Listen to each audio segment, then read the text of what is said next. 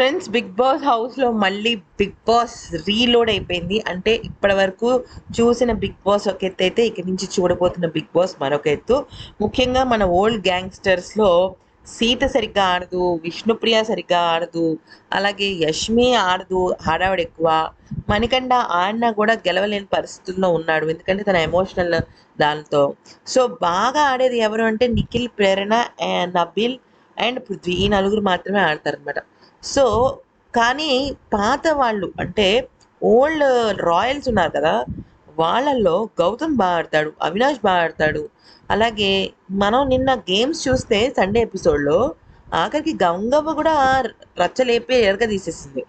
So అందరూ బాగా ఆడతారు అనుకున్నప్పుడు రాయల్ ఛాలెంజర్స్ క్లానే చాలా ఎక్కువగా ఉందన్నమాట. రాయల్ ఛాలెంజర్స్ కాదు, రాయల్స్ క్లానే చాలా స్ట్రాంగ్గా ఉందన్నమాట compare to old gangsters. But anyways, nominations విషయంలోకి వచ్చినట్టయితే నాకెందుకో హరితేజ డబుల్ గేమ్ ఆడిందేమో అని అనిపించింది. నేను చాలా క్లియర్గా విత్ పాయింట్స్ చెప్తాను చూడండి. ఇక్కడ మ్యాటర్ ఏంటంటే, వీళ్ళు మన రాయల్స్ వచ్చేసరికి ఓల్డ్ గ్యాంగ్స్టర్స్ని అంటే వైల్డ్ కార్డ్ వాళ్ళు ప్రస్తుతం ఉన్న మెంబర్స్ని నామినేట్ చేయాలి కదా. సో హరితేజ ఏం చేసిందంటే, హరితేజ వెళ్ళి యష్మిని నామినేట్ చేసింది. ఓకే, యష్మిని నామినేట్ చేయడం వరకు బాగానే ఉంది. ఎందుకంటే తను స్టేజ్ మీద ఏం చెప్పిందంటే, నాకు నబిల్ అంటే బాగా ఆడుతున్నాడు సార్, సెకండ్ యష్మి అంత కరెక్ట్గా అనిపించడం లేదు, ఇంకా సీత కూడా కరెక్ట్గా అనిపించడం లేదు అని అంది. సీత మాట్లాడితే ఏడుస్తుందో నాకు అర్థం కావట్లేదు అని. యష్మిని వరకు తను నామినేట్ చేసింది కరెక్ట్ పాయింట్తోనే, తను మైండ్ సెట్తోనే వచ్చింది. కానీ సెకండ్ నామినేషన్ తను సీతకి వేయకుండా పృథ్వీకి ఎందుకు వేసింది, ఇక్కడ పాయింట్ మనకు తెలియాలి. సీతకి చాలామంది నామినేషన్ వేశారు. ఓకే, తను ఏడుస్తుందని, ఓవర్ కాన్ఫిడెంట్ అని.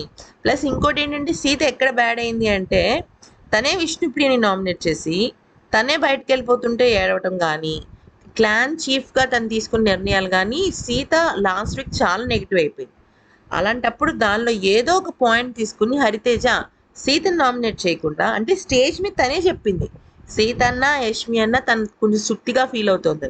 మరి అసలు సంబంధం లేని పృథ్వీని అది కూడా గ్రూప్ ఫామ్ చేశారు అని అనడం కరెక్ట్ కాదు. ఎందుకంటే గ్రూప్ అంటే ఫ్రెండ్షిప్, వాళ్ళకి వాళ్ళు గ్రూప్ చేసుకుని ఆడుకుంటారు, పాడుకుంటారు. అది ఎలాగా నామినేషన్ పాయింట్ అవుతుంది? సో గ్రూప్గా చేసుకుంటే పక్క వాళ్ళకి హెల్ప్ చేయకుండా ఏం లేడు కదా, తను హెల్ప్ చేస్తున్నాడు, తను ముందుకు నడిపించుకుంటూ వెళ్తున్నాడు. కోర్స్ పృథ్వీ పాయింట్ కరెక్ట్ అయి ఉండొచ్చు, హరితేజ పాయింట్. కానీ హరితేజ సీత పేరు స్టేజ్ మీద చెప్పి సీతని నామినేట్ చేయకుండా పృథ్వీని ఎందుకు చేసింది? సో అందుకని పృథ్వీ మంచి స్ట్రాంగ్ వార్నింగ్ కూడా ఇచ్చాడు, అంటే కౌంటర్ ఇచ్చాడు అనమాట. మీరు బిట్లు చూసి వచ్చినట్టున్నారు, ఫుల్ గేమ్ చూసిరానండి, నేను ఫుల్ గేమ్ చూసి వచ్చాను. ఫుల్ గేమ్ చూస్తే మీరు ఇలా ఉండరు, కరెక్ట్గానే చెప్తారు జడ్జ్మెంట్.